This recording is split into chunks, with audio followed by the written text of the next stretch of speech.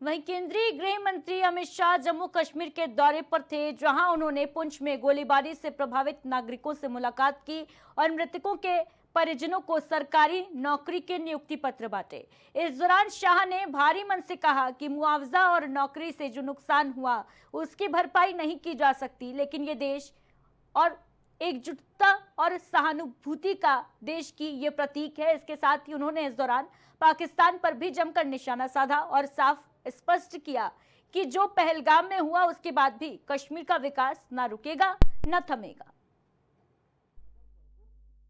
हम सभी जानते हैं कि पहलगाम में निर्दोष नागरिकों पर, यात्रियों पर कायराना हमला हुआ और जैसे भारत सरकार की, देश के प्रधानमंत्री मोदी जी की नीति है कि हर आतंकवादी हमले का जवाब इतनी ही तत्परता और इतनी ही कठोरता से दिया जाएगा। वो नीति के तहत हमने 7 तारीख की रात को पाक ऑक्यूपाई कश्मीर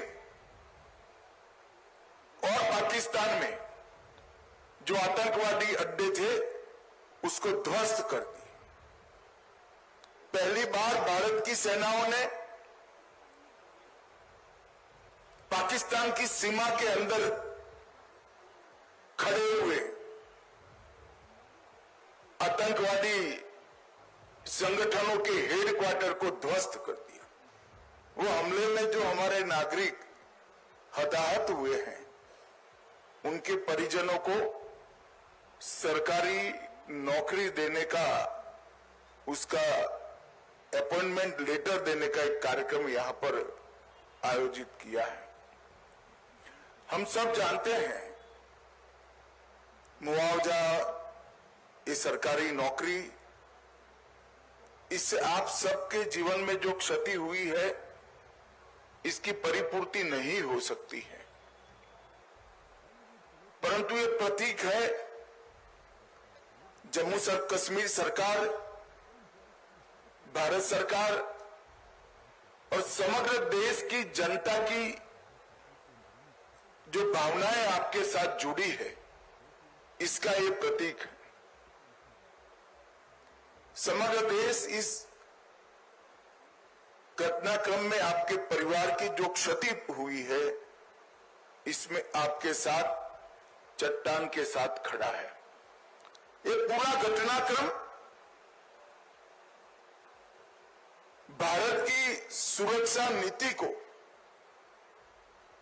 दुनिया के सामने घटनाओं के आधार पर जाहिर करने वाला रहा है कि भारत के नागरिकों पर, भारत के निर्दोष व्यक्तियों पर, भारत की सेना पर और भारत की सीमा पर किसी भी प्रकार का अतिक्रमण भारत सहन नहीं करेगा। किसी भी प्रकार का आक्रमण भारत सहन नहीं करेगा। इसका सटीक और इससे भी बुलंद जवाब दिया जाए।